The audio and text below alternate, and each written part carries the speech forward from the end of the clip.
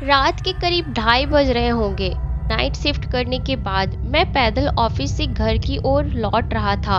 वाहन न होने के कारण बीते 1-1.5 साल से महानगर की सुनी बियावन और लंबी सड़कें हमसाया बनकर मेरे साथ चलती रहती।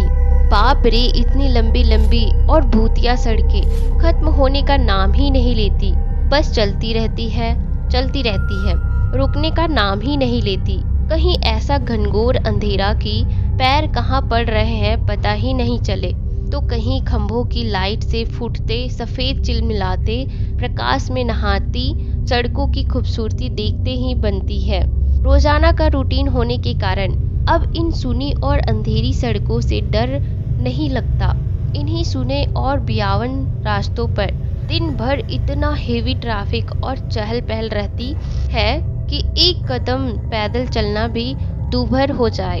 मई की बेरहम गर्मी, माथे से चूता पसीना और ऐसे में अचानक हल्की हल्की ठंडी चलने लगी। माथे के पसीने से टकराती ठंडी हवा कितनी शीतलता प्रदान करती है। ऐसे में कौन बेवकूफ होगा जिसका मन गुनगुनाने को नहीं करेगा। गुनगुनाते हुए मैं आगे की ओर बढ़ ही रहा था कि अचानक मेरी आंखें एक जगह जाकर ठिठक गई। सड़क किनारे एक सभ्य सी अधीर महिला खड़ी दिखाई दी। करीब 100-125 फीट की दूरी रही होगी। कंधे पर छोटा सा बैग लटका था और वहीं पैरों के पास भी एक ब्रीफ केस जमीन पर रखा दिखाई दिया। सफेद प्रिंट वाली साड़ी से जिस करीने से उसने अपना सिर ढक रखा था, उससे तो वो किसी भले घर की ही लग रही थी। लेकिन इतने रात गए, वो भी शहर के भीतर से गुजरने वाले हाईवे पर, कुछ अजीब सा लगा। हो सकता है मायके या ससुराल वालों ने बस में बिठा दिया हो और किसी कारण बस लेट होने पर महिला को देर रात यहाँ उतरना पड़ा हो। शायद उसका घर यहीं कहीं आसपास ही होगा या फिर शायद सवारी ऑटो या रिक्शे का इंतजार कर रही होगी। लेकिन इतना रात गए रिक्शा कहाँ मिलेगा? शायद घर का कोई परिजन गाड़ी लेकर आ रहा होगा, या शायद सोचते हुए मैं उसके बहुत करीब आ गया। नजरों से नजरें टकराई मगर वो जरा भी नहीं झेपी। मेरी आंखों में बराबर देखती रही, भय का नामो निशान तक नहीं। वरना इतनी अंधेरी और सूनी रात में एक अकेली महिला, कम से कम मुझ जैसे मवाली सरीखे इंसान को देखकर तो डर ही जाए। लेकिन वो तो लगातार घूरती रही। चेहरे पर ना कोई हाव ना कोई भाव। हाँ, होठों पर मुस्कान बराबर जमी रही। मैं ही झेप गया, मुझे ही नजरें हटाना पड़ी। ऐसी वैसी तो नहीं। फिर एक कदम से सिर झटक दिया। हो गई, मैं सोचने लगा, कहीं ऐसी वैसी तो नहीं। फिर एकदम से सिर झटक दिया। होगी कोई, मुझे क्या लेना देना। मैं तेजी से कदम बढ़ाता हुआ अनजान महिला को क्रॉस कर गया। अनजाने डर और शर्म के मारे मैं फिर पलटकर नहीं देखा। न जाने वो क्या सोच बैठे। चलते चलते मैं दूसरी सड़क पर आ गया। अब वो सड़क और महिला पूरी तरह से ओझल हो चुकी थी। कहीं कोई भूत ऊत तो नहीं।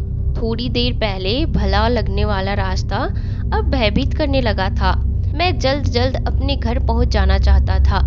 इसी तारम तरे में मैंने अपने चाल को बढ़ा लिया था और बड़े बड़े कदम फेरने लगे थे।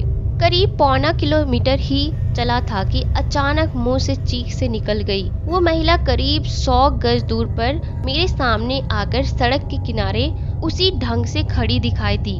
कंधे पर बैग और जमीन पर ब्रीफ केस। या कब यहाँ आ गई? एक ही रास्ता तो है। ना कोई गाड़ी निकली और ना ही वह पैदल दौड़ती हुई मुझसे आगे निकल गई। मेरा पूरा शरीर डर मारे के पसीने से तत्तर बत्तर हो गया। ऐसा लगा कि आज की रात कहीं आखिरी रात ना हो जाए। वो भूतिया औरत कुछ देर में मुझे चबा चबा कर खा जाएगी। मैं बेतहासा भागा, इतनी तेज कि पता ही नहीं चला कि वो औरत कब पीछे रह गई। भागता रहा और सीधे घर पर जाकर ही रुका। सांसें धौंकनी सी चल रही थी। घर के बाहर ही कुछ पल खड़ा रहकर मैं अपनी सांसों पर कंट्रोल किया। अगले दिन शाम करीब 5 बजे ऑफिस पहुंच गया। एक बुजुर्ग कर्मचारी को रात का सारा घटनाक्रम सुना डाला। हंसते हुए बोले, नूर चचा, अरे कहीं बुच्चड़ खाने के पास की बात तो नहीं कर रहा? बुच्चड़खाना? मैंने बुदबुदाया। हाँ हाँ, बुच्चड़खाना स्लॉटर हाउस था, जहाँ जानवर कटते हैं। बेटा, वो सड़क बहुत खतरनाक है, बहुत सारे हादसे होते हैं वहाँ।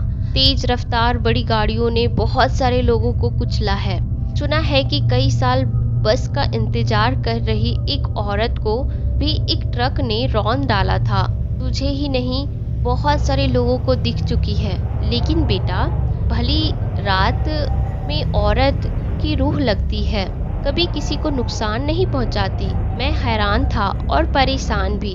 अब कैसे निकलूंगा उस रास्ते से रात में पैदल, और एक आत्मा औरत की रूह से आमना सामना हुआ है मेरा, वो भी भली औरत की रूह। अगर आपको ये कहानी अच्छी लगी हो तो आप मेरे चैनल को सब्सक्राइब जरूर करना। एंड अगर आप कोई स्टोरी लिखते हो तो और चाहते हो कि मैं आपकी स्टोरी को आवाज़ दूं, तो आप मुझे इंस्टाग्राम पे मैसेज कर सकते हो। मैं आपकी स्टोरी को आवाज़ ज़रूर दूंगी।